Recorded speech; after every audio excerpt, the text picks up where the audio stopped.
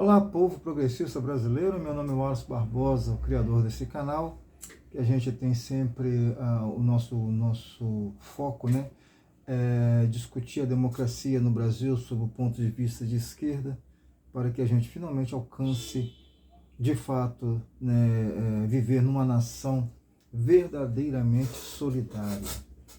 Eu já começo pedindo a vocês para deixar o like de vocês, comentários também, que é importante, para que vocês se inscrevam no canal e compartilhem. Tudo isso é importante para que a gente possa continuar crescendo e continuar fazendo os nossos vídeos, né? Sempre com esse propósito que eu acabei de falar, em prol de uma nação mais democrática e verdadeiramente solidária, onde todos os povos possam viver felizes e usufruir de tudo aquilo que o Brasil produz, que o Brasil já possui, né, da sua natureza. Bem, gente, né, os assuntos continuam os mesmos, né? As coisas que são importantes hoje de se discutir, que é a questão das joias do Bolsonaro, que na verdade não é do Bolsonaro, né? As joias do nosso país, que o Bolsonaro se apossou. Acho que não foi só aquilo que ele se apossou, né? Tem que ver quais são as ligações que essas joias têm, por que ele ganhou tantas joias da Arábia Saudita, dos Emirados Árabes. Tem que ver qual é o vínculo que isso tem, né? E já está sendo investigado já. Se ele não voltar até o mês de abril, segundo o Ministério Público, segundo a Polícia Federal, pode ser que seja pedida a prisão do ex-presidente, né? Outros assuntos que também já são corriqueiros, né, que aconteceu no final da semana passada e que está ainda em discussão, de novo, o flagrante do trabalho escravo no Rio Grande do Sul. Bem, gente, como que isso aconteceu? Dessa vez foi no sul do Rio Grande do Sul, na cidade de Uruguaiana, fronteira ali com a Argentina, sudoeste, agora não me lembro bem, né? Em que tinha lá 56 pessoas trabalhando da mesma forma, trabalho análogo à escravidão, né? Um trabalho bem penoso, um trabalho muito difícil e para muito pouco dinheiro, né? Para você ter uma ideia, o acampamento era muito distante do local de trabalho, caminhava assim mais de uma hora para ir, uma hora para voltar, não importa qual fosse o clima, né? Se estivesse chovendo, se o sol estivesse muito quente, enfim, nada disso era importante. Eles tinham que ir mesmo, né? E lá faziam um trabalho de uma forma muito penosa também, sem ferramentas adequadas, sem condições de higiene nenhuma. Aquela mesma situação de comida azedada, né? Poxa, comida azeda. Não sei o que é pior, não dar comida ou dar uma comida azeda. É uma humilhação, é o ser humano sendo colocado em uma humilhação muito grande pelo capital. Essa discussão que a gente faz de forma humanitária, ela em primeiro lugar, uma discussão política. A gente tem que entender que o tipo de escravidão, aliás, qualquer tipo de escravidão, né? Não só esse que é cometido no Brasil hoje, pelo agronegócio principalmente, mas não somente, a gente tem que entender que isso é a luta do capital e o trabalho, uma luta de classe. Quando a gente consegue entender isso, fica mais fácil de convencer os trabalhadores de que a classe dele, que ele pertence, não é aquela classe em que ele está votando. Os trabalhadores votaram em massa em deputados que não trarão lei nenhuma que os beneficie. Pelo contrário, só as leis que vão beneficiar o capital, nenhuma lei que beneficie o trabalho. Mas como a gente ainda não entende que isso é uma questão política, nós, da esquerda, a gente não está conseguindo passar isso para os nossos companheiros, para os nossos colegas. E às vezes até brigamos com os nossos colegas, né, por eles não seguirem uma orientação política que a gente segue, uma orientação política que a gente tem. Eu, por exemplo, fui sindicalista em algumas oportunidades Então tem uma visão diferenciada da política trabalhista, né? Mas eu vi recentemente que eu digo de uns 6, 7 anos para cá, trabalhadores comemorando as dificuldades que os sindicatos passaram a ter depois da reforma trabalhista, depois do governo Temer e também durante o governo do Jair Bolsonaro. Trabalhadores xingando os sindicatos, né, achando que agora que os sindicatos estavam em situações mais difíceis do que estiveram antes, agora a situação do trabalhador poderia melhorar. Isso é de uma ignorância, de uma estupidez muito grande, muito grande. No entanto, eu também vejo aí uma falha da esquerda que não soube articular. Parece que a esquerda não acreditou que isso pudesse acontecer, né? E quando a gente vê coisas parecidas como essa que tem acontecido, que foram flagradas no Rio Grande do Sul, e que não é uma característica do Rio Grande do Sul, isso é uma característica do trabalho no Brasil, principalmente do agronegócio. Então, quando a gente vê isso, a gente se assusta, mas não era para se assustar. Porque não só as leis foram modificadas, né, como deixaram de ser cumpridas. Durante o governo do Jair Bolsonaro, as fiscalizações não aconteceram, as fiscalizações do trabalho, ficaram precárias, né? Menos de 5% das denúncias feitas sobre trabalhos análogos à escravidão foram apuradas, foram de fato fiscalizadas. Menos de 5%. Então, as coisas não vão andar enquanto a gente, nós que somos trabalhadores, nós que dependemos de leis trabalhistas, a gente voltar nos partidos que fazem as leis do patrão. Não muda, não vamos mudar. Então cabe a nós, né, eu no meu humilde canal, que eu tenho pouco alcance, espero que um dia possa ter um alcance maior, cabe a nós, né, estamos sempre falando sobre as questões das leis trabalhistas em nossos canais, está levando, né, por exemplo, levando informações sobre isso, por exemplo, danos morais, a gente precisa estar discutindo isso. Esses trabalhadores, eles foram vítimas dos seus patrões e são dignos, sim, de receber indenizações por danos morais, né? E outras coisas mais. Então a gente tem que estar trazendo, além de estar falando da política do dia a dia, das ordens do Bolsonaro, dos trabalhos escravos que existem, né, dos imóveis do Jair Bolsonaro, de toda a política do Centrão, essas coisas todas, eu acho que também poderemos, de vez em quando, estar abrindo uma brecha para estar falando dos direitos trabalhistas. Tem trabalhador que entra na empresa, vai passando por várias empresas, se aposenta, não sabe o que é lei trabalhista e poderia estar se aposentando com situações econômicas melhores, em situação financeira melhor, mas por não ter conhecimento, né, ele deixa aquilo de lado e vai viver uma aposentadoria medíocre, uma aposentadoria que não consegue suprir suas necessidades. Então, acho que é uma obrigação nossa, sim, nós que temos um pouco mais de informação. Eu, como falei, fui sindicalista por vários anos, fui sindicalista no Sindicato dos Correios aqui no Espírito Santo, e a gente precisa estar discutindo essas questões. Esses trabalhadores agora, por exemplo, são dignos, sim, de indenizações por danos morais, né, por estarem passando por toda essa situação, mas muito mais ainda, muito mais ainda. Mas voltando a esse assunto específico agora do Rio Grande do Sul, era uma empresa, uma lavoura de arroz, né? Essa empresa contratou os trabalhadores para a lavoura de arroz, e eles tinham que andar mais de uma hora em situações assim, a pé, né?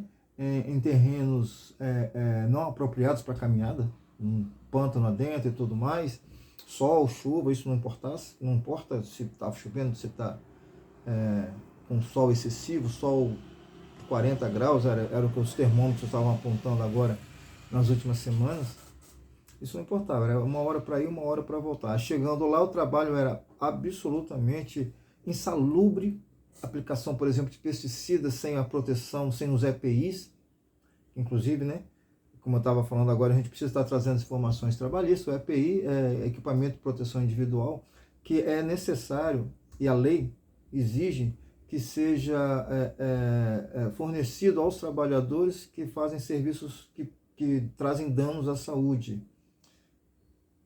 E A aplicação de pesticida traz um dano terrível, não só para os agricultores que estão ali trabalhando com isso, para os operários, né, como para o próprio alimento, né?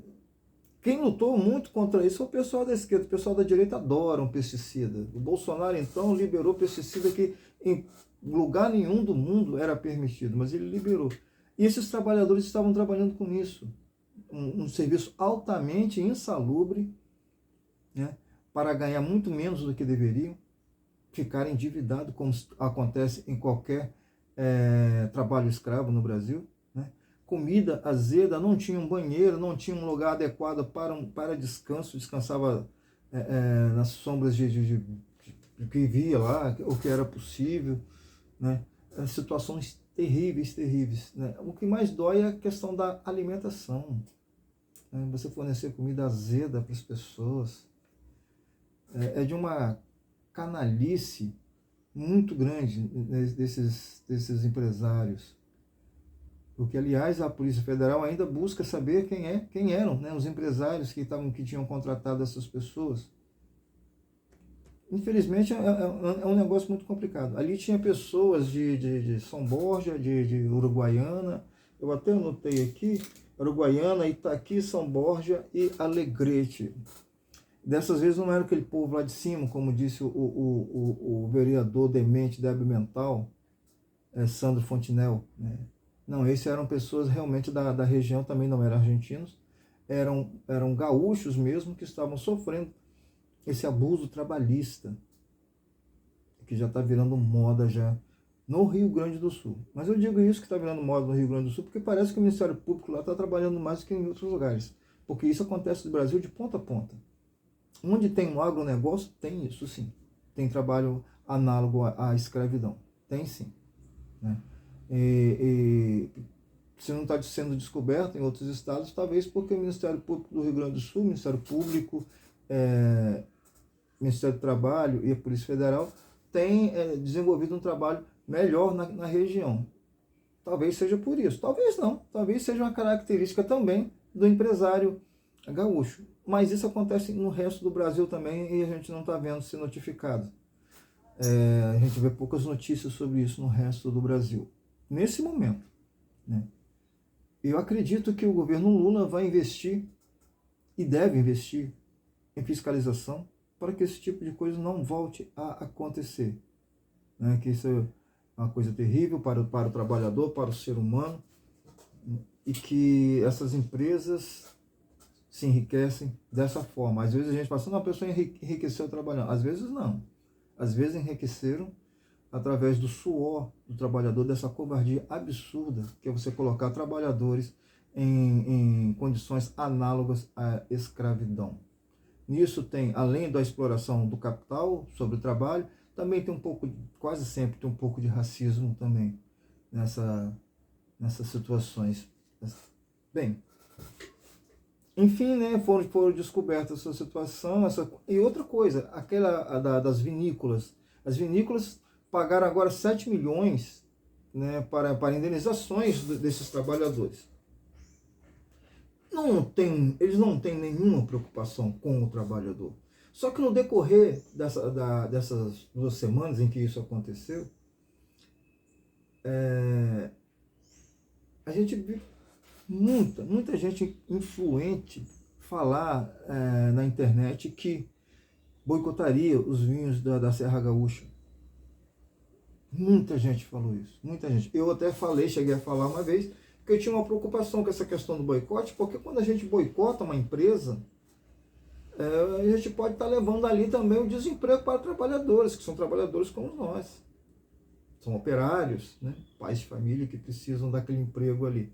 Então, quando a gente prejudica uma empresa dessa, esse prejuízo pode ser repassado para os trabalhadores. Eu sempre tive essa preocupação. Mas muita gente disse que boicotaria os vinhos da Serra Gaúcha. Então, esses 7 milhões, eles não estão... Vai ser direcionado sim para os trabalhadores. Mas eles não estão dando esse dinheiro para os trabalhadores. Eles estão dando dinheiro para recuperar os seus clientes. Eles não têm nenhuma preocupação com os trabalhadores. Afinal, eles são capitalistas, extremistas. essa gente é que elege um presidente como Bolsonaro e esses deputados de ultradireita, que hoje estão lá no Planalto, estão em Brasília como deputados federal e como senadores também. São vários deputados e vários senadores de extrema direita eleitos por essa política, eleitos por esses financiamentos de campanha. Não pensa vocês que uma empresa como essa, por exemplo, vai financiar lá no Rio Grande do Sul o Paulo Paim, por exemplo? Claro que não. Mas o Mourão, sim.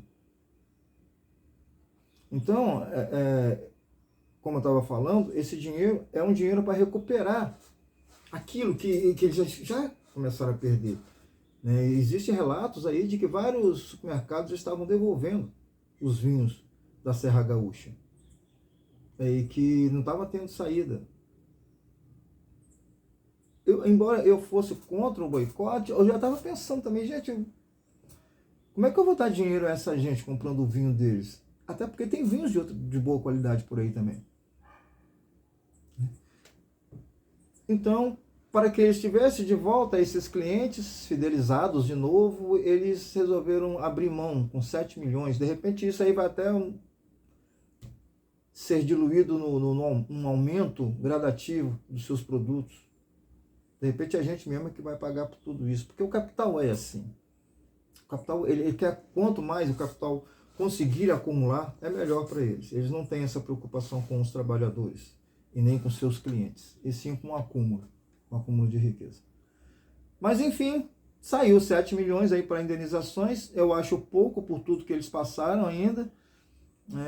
Fizeram um cálculo aí que dá algo em torno de 35 mil para cada um, para passarem pelo que eles passaram. Eu não passaria por uma situação como essa por 35 mil reais jamais. Nem esses empresários, bota eles numa situação dessas, vocês no final vão dar 35 mil reais, duvido se eles vão aceitar. Mas enfim, saiu 35 mil reais para uma média, né? Uma média de 35 mil reais para cada trabalhador. Além de 1 milhão e 100 mil que parece que já haviam sido pagos antes. É muito, muito pouco para inibir esses empresários de contratarem empresas que contratam trabalhadores para trabalhos análogos à escravidão. É muito pouco para inibir isso ainda. Né? Eu gostaria que aquela lei, que é desde 2013, em que dizia que as terras, né, que abrigassem trabalhos escravos seriam confiscadas. Eu gostaria que essa lei fosse novamente discutida. Quem não comete esse tipo de crime não teria nada a perder, né? Poderia tranquilamente aprovar essa lei. Mas ainda no Rio Grande do Sul, mas dessa vez saindo do sul do Rio Grande do Sul, dali das fronteiras com a Argentina, já quase que na fronteira com a Santa Catarina, um outro caso também de trabalho escravo, análogo a escravo, esse com requintes de indecência, de imoralidade, né? De abuso mesmo, e isso acontece muito. O que eu vou falar aqui para vocês acontece muito, não num caso específico como o desse trabalhador que eu vou falar aqui agora, mas muita gente que por aí afora tem seu sítiozinho, né, mas que mora na cidade, sua chácarazinha, bota lá um caseiro, paga miseravelmente aquele caseiro e acha que fez a sua obrigação. Olha, que pode estar se enrolando, tá?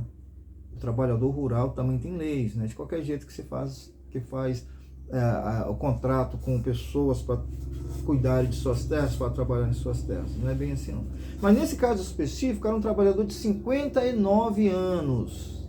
Ele pagava para trabalhar, e eu vou explicar como é que isso acontecia, para vocês verem o absurdo que é isso, né? Tem um helicóptero passando aqui que vai me atrapalhar um pouquinho. Só um segundinho que ele já está terminando de passar aqui.